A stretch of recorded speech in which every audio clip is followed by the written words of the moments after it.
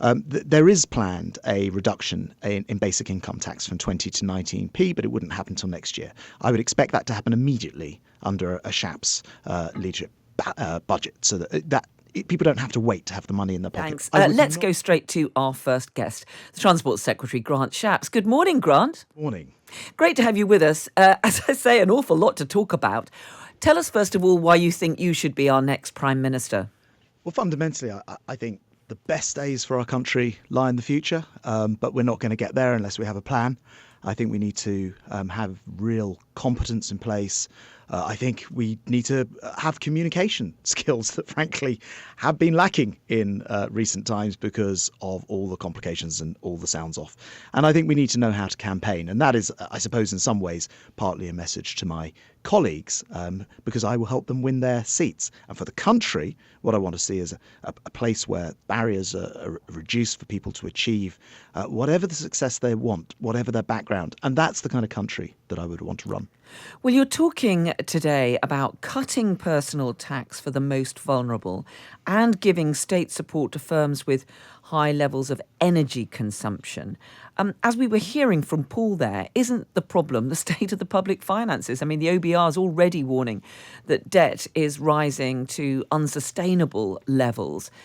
How can you possibly afford to make those sorts of pledges? Yeah, the picture's a bit more complicated than that, actually. Debt actually undershot the OBR's projections in the last year. But the bigger point is what I would do as Prime Minister is hold an emergency budget as soon as I was elected. And we'd set out a plan towards something which is actually much more long term than the immediate moment of now, but actually thinking about how we make our country, Britain, the biggest economy in Europe by 2050. But let me ask you about some of the plan specifics. Rather than a very short-term thing. Let me ask you about some of the specifics, though, Grant. I mean, for example, the national insurance contribution rise. Would you scrap that? What about the windfall tax? Yeah, well, let me just take you through a couple of things that I would and wouldn't do, and those things that obviously I would want to leave to a budget. And first of all, there is planned a reduction in basic income tax from 20 to 19p, but it wouldn't happen until next year. I would expect that to happen immediately under a Shapps leadership budget, so that people don't have to wait to have the money in their pocket. I would not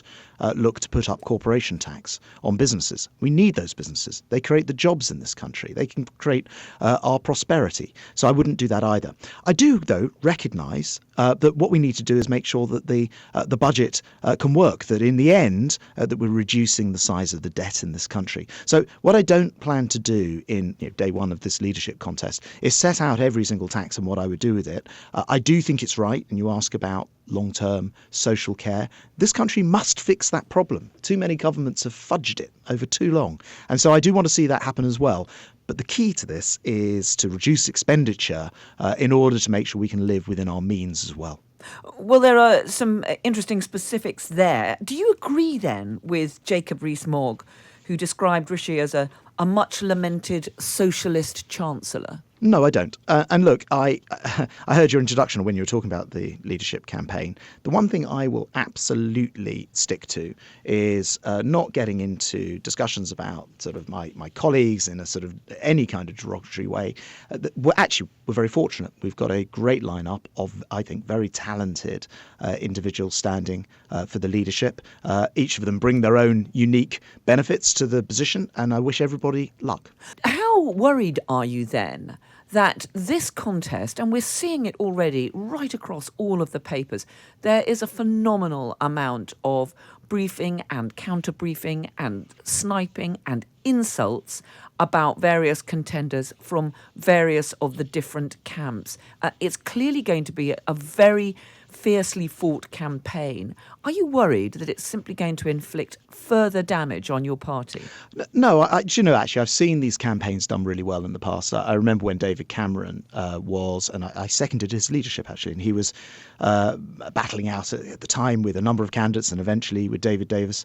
And it was actually a campaign that everybody said on day one, I remember this clearly, it was going to be terribly divisive and split the party and split the country. Well, we've already had those jipes at Rishi Sunak. We've got people describing Liz Truss as mad. We've got talk of dossiers being handed over to the Labour Party. It doesn't sound as though this one's going to be quite as cordial. I was going to say we had quite a lot of that on day one of that campaign. Actually, in the end, what it did was produced a great platform for members of the party to listen to those final two candidates, and actually was actually a very good experience for the party. That's what we want and need this time. And I've spoken to all the other, I think now every other candidate in this campaign, and said, the way I will fight this is I'm just not interested in talking about personalities or anything. Let's just talk about the policies, and we can disagree on the emphasis or the detail. That's fine, but actually in the end, we're all Conservatives and we all want what's best for the country.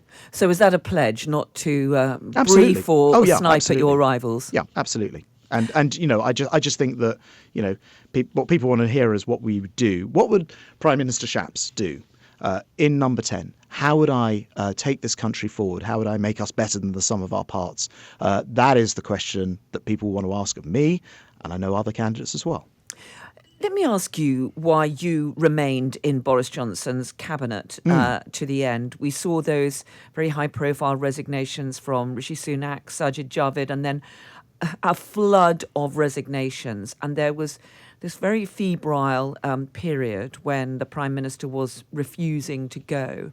I mean, why did you stay in your post? And were you telling Boris Johnson that it was time for him to leave? Well, as you know, as you may not know, but I actually did go to see Boris Johnson the night before he left and said to him, look, I always understand the numbers in these campaigns and, where support is. And the time was unfortunately coming to the point where he wouldn't be able to win a further confidence vote. So I did tell him that.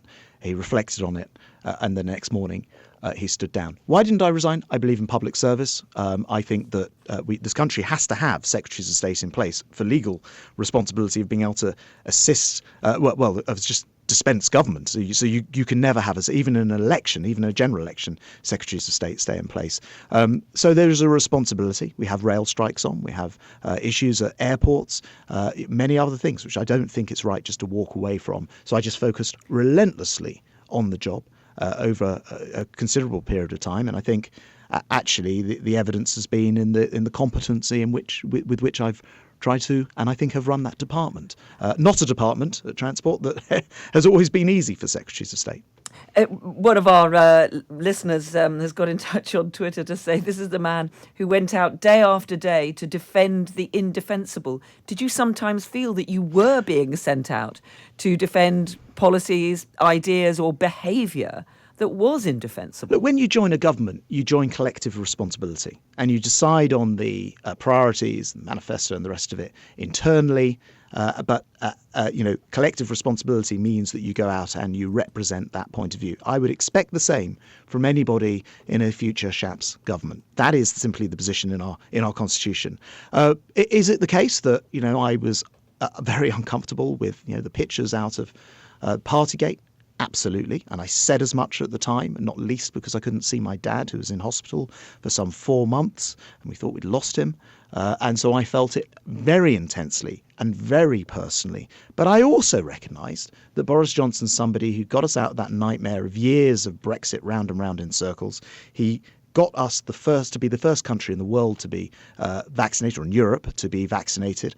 He got us out of the lockdowns first, and I think he's been terrific with the issues in Ukraine, and the Ukrainians say that, including the Ukrainians who live in my house say the same thing. So I think you've got to balance all of the pluses and all of the minuses. Well, let me ask you about the standards in our politics, because, of course, it was the stream of revelations about the behaviour of Chris Pincher which ultimately led to the downfall of the Prime Minister. That came after Neil Parish was caught watching porn. We've had Imran Ahmed jailed for assaulting a teenage boy, David Warburton still under investigation. I could continue. This clearly has done huge damage to the reputation of your party and to politics more widely. How would you go about trying to change that, given that the terrible stain there is at the moment on the reputation of the Tory party? Well, first of all, some of those things that you mentioned, including one of those cases, occurred entirely before the individual was MP. Completely unacceptable. Clearly, didn't get ruled out through the vetting process, as it were. To answer your question, I think that what you have to do is run a tight ship. I think standards of propriety and ethics are very, very important in public life, and you simply can only do that if you show that you care about it and you put an emphasis on it. And I think that is then something which kind of filters through the whole of the organisation. Now, it's not the case, and sadly it is the case rather, that problems occur with politicians, and not just in the Conservative Party, but in others and in Parliament and in society. And you see it sometimes in other walks of life. But when these issues do arise, it's not acceptable, I think, to turn a blind eye. They always need to be properly checked out and investigated, and that is what I would do as Prime Minister. And do you think that's what Boris Johnson did? No, I think Boris Johnson had huge strengths. He was a big picture, big canvas guy who was able to imagine things and then create them. So the vaccine, which didn't exist, that he insisted that we funded, that he insisted we built the factories for, that got us out of what was the European Medicines Agency and into Margaret Keenan's I'm not asking about that. I'm asking about his conduct in dealing with allegations of impropriety, and he's facing more allegations about his own behaviour in the past in the Sunday Times this morning. So let me answer that in full. So what I was trying to say, he's a very, very big picture person, capable of imagination. He's also, actually probably like all of us, flawed in many different ways. And he was certainly never a detailed person. In fact, he and I, in that sense, are very opposite. I mean, I love a spreadsheet, as you know. I think I like to put processes in place. The way that I run my department means that it is a tight ship. I ensure that people know what they're supposed to be doing, that people are accountable for their actions, for all sorts of, boring details like, for example, when I was given advice when I first got there, it wouldn't have the name of the official who was providing the advice. It wouldn't have the date on it. Just putting in place simple procedures to make sure that people are accountable throughout your organisation has worked well in the Department for Transport. Okay. And it would work well in Number 10 if I was Prime Minister. What about the new Education Secretary, Andrea Jenkins? She made, as I'm sure you've seen, a pretty rude gesture with her finger at protesters outside Downing Street. Is that acceptable behaviour from a government minister? I think, I like to see a high standard of propriety with everyone. I wouldn't endorse that. I also think, though, we'd be doing very well to talk about the future and, vision for this country. And the reason that I want to lead is because I think this country has its best days ahead. I think my case for leadership is actually very simple. I can plan, I can deliver, I can communicate, I can campaign. And for colleagues listening to this, the MPs, who are the very small electorate right now, 360 or so, I can help you win your seat. But just one more on this. When you see behaviour like this, she is now in charge of the education of children up and down the country. If a teacher behaved like that, that's the sort of behaviour that teachers try to prevent in the classroom. If a minister in your government behaved like that, would you find that acceptable? You would not see me condoning that behaviour, to answer your question simply. Grant, I'm going to bring in Paul Wall. Hi, Grant. Paul here. Hi, Paul.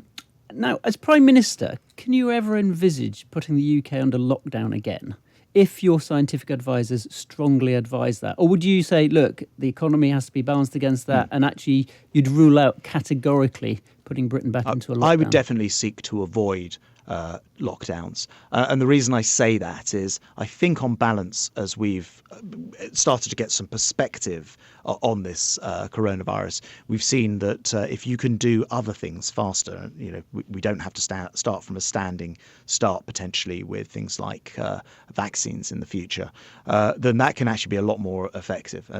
Right now we're experiencing some very high levels actually of coronavirus. A year ago, 2 years ago, this would have been the only thing we were talking about on this broadcast, and it would have occupied every inch of column in the newspapers.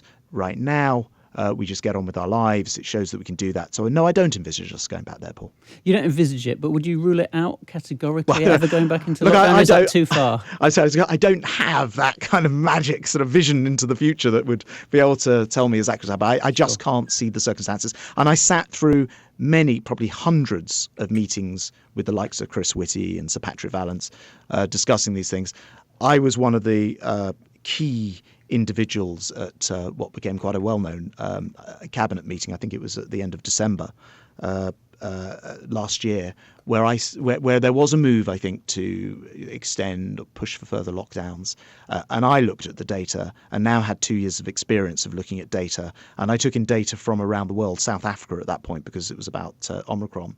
And I actually was able to push back with my understanding of the actual data as I saw it. And eventually everybody, including the scientists, agreed that I had a point and we didn't do that lockdown. I think we're much more educated on this than we were back then, and I would certainly be prepared to stand my ground whilst always paying attention to the data and the science, of course. Now, you were one of the first MPs to take in a Ukrainian family under the government's refugee scheme, but given that competence is central to your pitch for leader and prime minister, on this programme you've expressed your own frustration at the delays in that scheme previously. If you'd been PM, how would you have handled it differently? Yeah, first of all, look, this was a scheme set up from scratch, and you know, I think it's the case that anything that you start from the beginning, it's like with the whole response to coronavirus, is unlikely to be flawless. But actually, I want to pay tribute to Richard Harrington, who came in as the minister to look after this and started to get the visa sorted out. And now, actually, the flow is very smooth indeed. The Ukrainians, it's a 3-generation family, and their dog, who live with us, have been with us for some 3 months now. And since that time, I think 120,000 visas to Ukrainians have been issued. So it's flowing very smoothly. Again, my approach, though, is always for detail. That's always where I go. I want to know inside out, the inside leg. Oh, I think we've just lost Grant Shapps. I think we lost Grant Shapps while he was in mid-flow there. Unfortunately, it was very interesting to hear from him. Are we able to get him back to finish that point? We've lots of you have been getting in touch, listening to Grant Shapps, saying... he's back now. He's back. Paul, I'll let you just continue your question. Grant, can we hear you? I can hear you. Great, you can hear me. sorry. I was just going to finally ask you that one pressing issue for lots of families this summer is their summer holidays being ruined by airlines cancelling flights because they haven't got enough staff. Do you wish you'd attach much stronger conditions to furlough to make sure some of these airlines didn't lay off people and were prepared for this summer holiday? Because obviously it's a massive issue for a lot of people right now. Huge issue. And I've been working very closely with the sector to make sure that all the different things that could be done, can be done in advance, are being looked after. 22 different measures, to be precise, to try to ensure that we're able.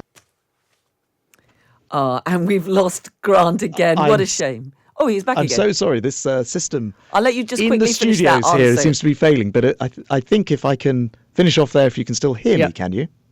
Please do. Yeah, sure. So all I was saying was we've put 22 measures in place to try to...